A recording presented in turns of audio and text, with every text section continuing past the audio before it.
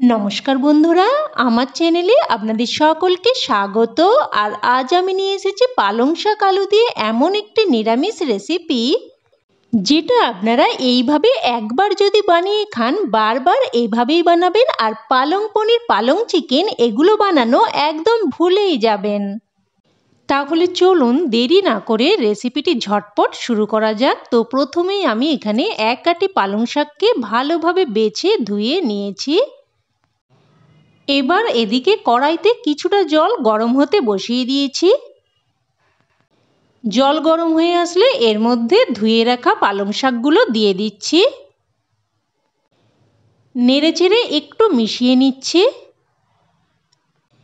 মিশিয়ে নিয়ে এবার 2 মিনিট ফুটিয়ে নেব।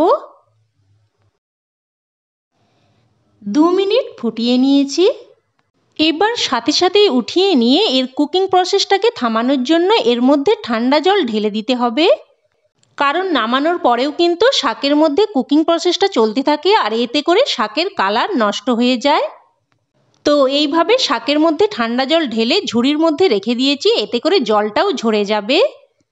এবার গ্যাস অন করে আবারও কড়াই বসিয়ে দিয়েছি আর দিয়ে দিলাম 1 চামচ মতো সর্ষের তেল।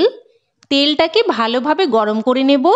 তেল গরম হয়ে আসলে এর মধ্যে দিয়ে দিলাম 2 টুকরো আদা, আর দিয়ে দিলাম কাঁচা পাকা লঙ্কা, আর দিয়ে দিচ্ছি কিছু চীনাবাদাম।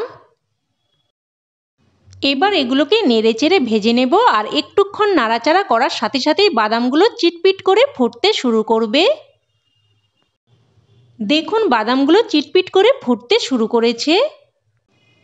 এবার নেড়েচেড়ে একটু ভেজে নিয়ে বাদাম আর লঙ্কাগুলোকে উঠিয়ে রাখছি। বাদাম আর লঙ্কা ভাজা হয়ে গেছে, তো বাদাম আর লঙ্কাগুলোকে উঠিয়ে নিয়েছি আর আদাটাকে রেখে দিয়েছি। এবার এর মধ্যে দিয়ে দিলাম একটা টমেটো কুচি।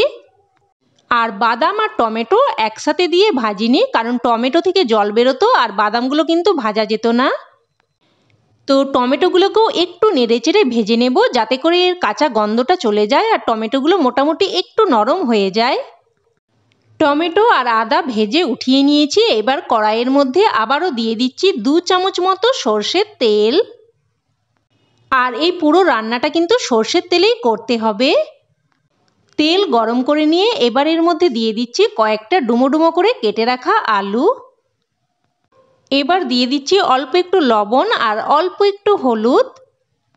লবণ আর হলুদটা দিয়ে মিশিয়ে নিয়ে আলুগুলোকে ভেজে নেব। আর আলুগুলোকে এমনভাবে ভাজতে হবে যাতে করে এর 80% মতো সেদ্ধ হয়ে যায়। তো একটা ঢাকা দিয়ে 2 থেকে 3 মিনিট মতো আলুগুলোকে ভেজে নেব। আর এই সময় মশলাগুলো রেডি করে নিচ্ছি। তো মিক্সিং জারের মধ্যে ভেজে রাখা টমেটো, কাঁচা লঙ্কা, আদা নিয়ে নিলাম।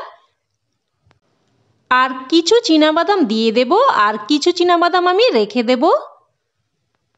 এবার এর মধ্যে দিয়ে দিচ্ছি কিছু ধনেপাতা কুচি, আর ধনেপাতা কুচিটা কিন্তু অবশ্যই দেবেন।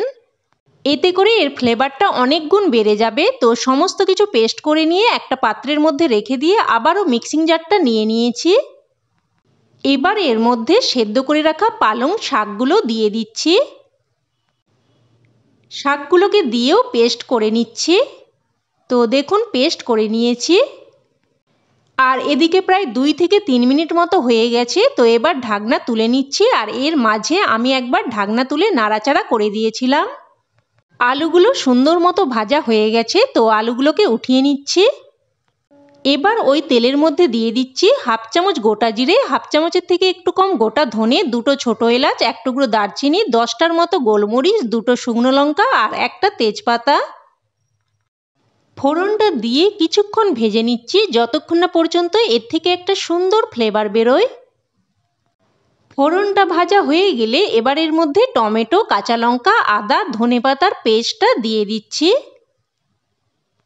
আর এর সাথে পালং শাকের পেস্টটাও দিয়ে দিচ্ছি। মিক্সিং জারটা ধুয়ে অল্প একটু জলও দিয়ে দিচ্ছি। এবার কিছু শুকনো মশলা অ্যাড করে দেব। তো দিয়ে দিচ্ছি 1/2 চামচ জিরের গুঁড়ো, 1/2 চামচের থেকে একটু কম ধনের গুঁড়ো, আর দিয়ে দিচ্ছি 1/2 চামচ হলুদ গুঁড়ো। আর আপনারা চাইলে একটু লঙ্কার গুঁড়োও দিয়ে দিতে পারেন।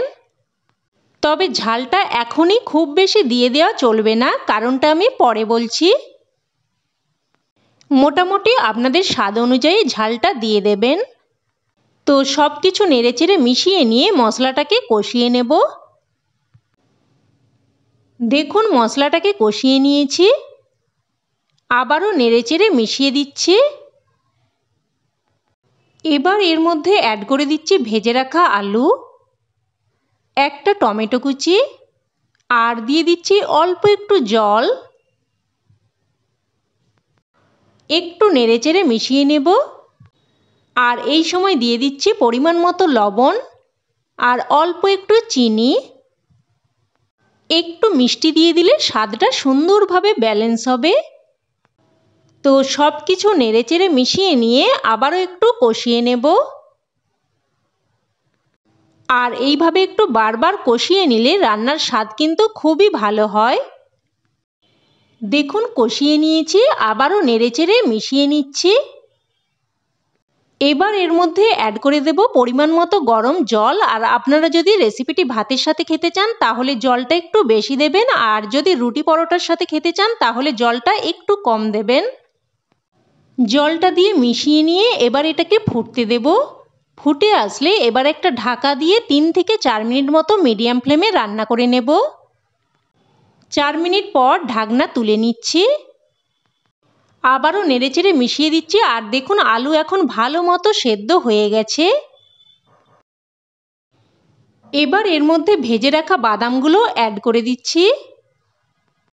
বাদামগুলো মিশিয়ে নিয়ে এবার এর মধ্যে দিয়ে দিচ্ছি হাফ চামচ আমচুর পাউডার আর হাফ চামচ গরম মশলার গুঁড়ো।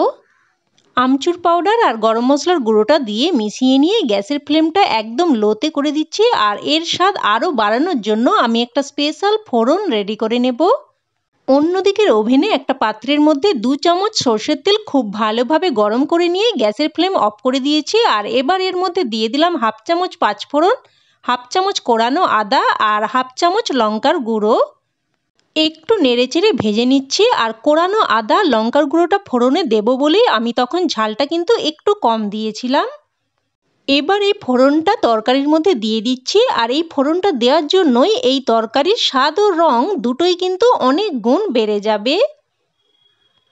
এবার মিশিয়ে নিয়ে গ্যাসের ফ্লেম অফ করে স্ট্যান্ডিং টাইমে রেখে দিলেই রেসিপি কিন্তু একদম রেডি। এবার এটা গরমাগরম ভাত, রুটি বা পরোটা যে কোনো কিছুর সাথেই সার্ভ করুন, খেতে কিন্তু একদম দুর্দান্ত লাগে। আর বাড়িতে গেস্ট আসলেও এটা বানিয়ে নিতে পারেন, খেয়ে কিন্তু সকলেই খুবই প্রশংসা করবে।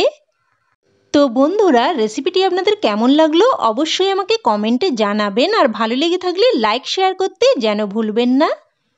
আর চ্যানেলে নতুন বন্ধু হয়ে থাকলে চ্যানেলটি সাবস্ক্রাইব করে সাথে থাকার অনুরোধ রইল। সাথে বেল আইকনটিও প্রেস করে নেবেন পরবর্তী রেসিপির নোটিফিকেশন সবার আগে পাওয়ার জন্য। তো আজ এই অবধি, আবার অন্য কোনো রেসিপিতে দেখা হচ্ছে। ততক্ষণে সকলে ভালো থাকবেন, সুস্থ থাকবেন। ধন্যবাদ।